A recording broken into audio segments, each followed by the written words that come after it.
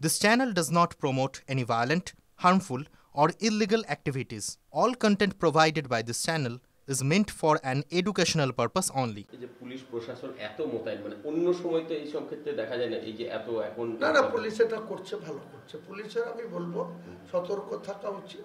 Police এখানে law and order কোনো জায়গায় ক্রিয়েট হোক, এটা আমার পুলিশের নিশ্চয়ই ড্রোন ক্যামেরা থাকবে, তাদের মজুদ থাকবে, উপস্থিত থাকবে, কেন্দ্র বাহিনী থাক, আমার তাতে কোনো আপত্তি নেই।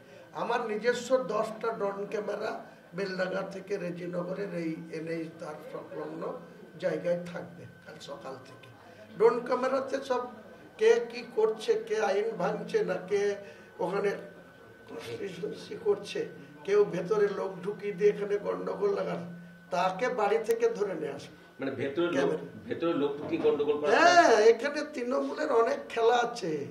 তৃণমূল অনেক খেলা খেলছে রাজ্যপালকে কনফিডেন্সে নিয়ে। এই যে রাজ্যপাল এত অতিরিক্ত রিয়াক্ট করার তো তার দরকার নেই। রাজ্যপালের কাজ গভর্নর হিসাবে রাজ্যের যা যা তার কনস্টিটিউশনে আছে সেটা করা। উনি এত রিয়াক্ট করছেন, উনি এত অতিরিক্ত আত্মবিশ্বাস হয়ে হুমায়ুন কবির দাঙ্গা লাগাবে। আরে হুমায়ুন কবির দাঙ্গা থামায়, এর আগে এসপিকে জিজ্ঞেস করুন, সূর্যকুমার যাদবকে জিজ্ঞেস করুন, ডিআইজি ওয়াকার রাজাকে জিজ্ঞেস করুন যে হুমায়ুন কবির ওখানে দাঙ্গা হয়েছিল, দাঙ্গাতে পুলিশ তো পাবলিককে সিকিউরিটি দেয়, পুলিশের 17টা গাড়িকে, এসপি ডিআইজির গাড়িকে মানিককর মোড়ে আমাকে সুরক্ষা দিতে হয়েছিল সেই হুমায়ুন কবিরকে 2024 সালে। ভালো করে জিজ্ঞেস করুন, সূর্যকুমার যাদব যেখানে আছে ফোন করুন আপনারা, যে হুমায়ুন কবির এই দাবি করছে আপনি এসপি ছিলেন যখন আপনাদের গাড়ির উপরে আক্রমণ হয়েছিল, আপনার গাড়ির উপরে আক্রমণ হয়েছিল, মুসলিম জনতা করুক, হিন্দু জনতা করুক, রাজু মুখার্জি ওসি ছিল, আপনি এসপি ছিলেন, ওয়াকার রাজা ডিআইজি ছিল, হুমায়ুন কবির বুক চিতিয়ে আপনাদের 17টা গাড়িকে আটকে রেখেছিলাম যে কেউ একটা গাড়িতে হাত দেবে না।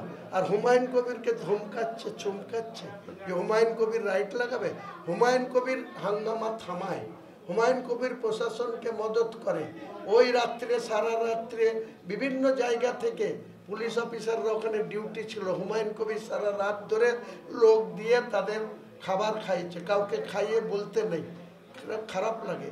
কিন্তু তৃণমূল কাল বলতে চাইছে লোক ঢুকে একটা অশান্তি পাঠানোর চেষ্টা করতেই পারে, করতে পারলে বললাম তো, তার জন্য আমি সতর্ক আছি। আমার ভলেন্টিয়ার থাকবে, আমার বিভিন্ন থাকবে, মানে ড্রোন ক্যামেরা থাকবে, তারা অবজার্ভ করবে কে কোথায় বদমাইশি করছে।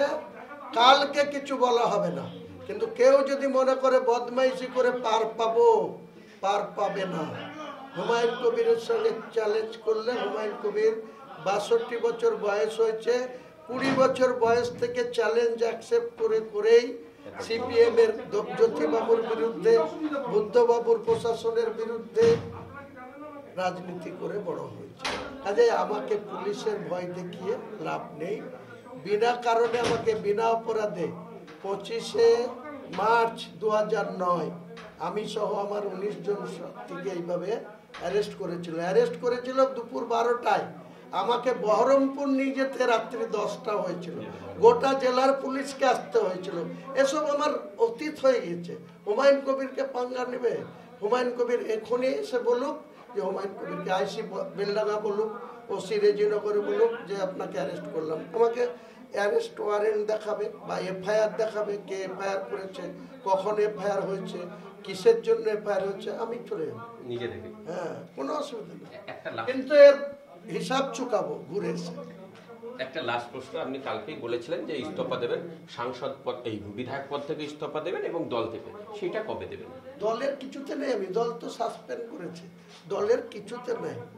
একটা বুথের মেম্বারশিপ আছে, ওই পার্থ চট্টোপাধ্যায় 2012 সালের 20শে নভেম্বর দিয়েছিল, ওই 10 টাকার টোকন একটা পার্টি মেম্বার, তো ওটা আমি ছিঁড়ে ফেলে দিয়েছি, কালকেই রাত্রে ছিঁড়ে ফেলে দিয়েছি। ওটার জন্য আর কিছু আমার দরকার নেই।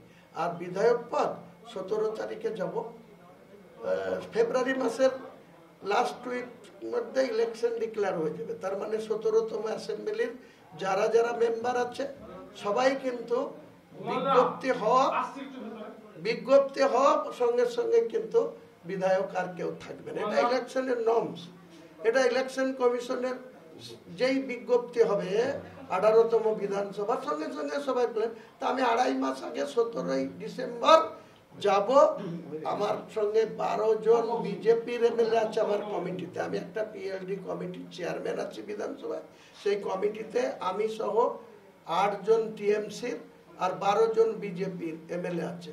তাদের অর্থনৈতিক ক্ষতি হয়ে যাবে আমি যদি কাল বা পরশু রিজাইন করে দিই, কারণ আমাকে ওই মিটিংটা করতে হবে।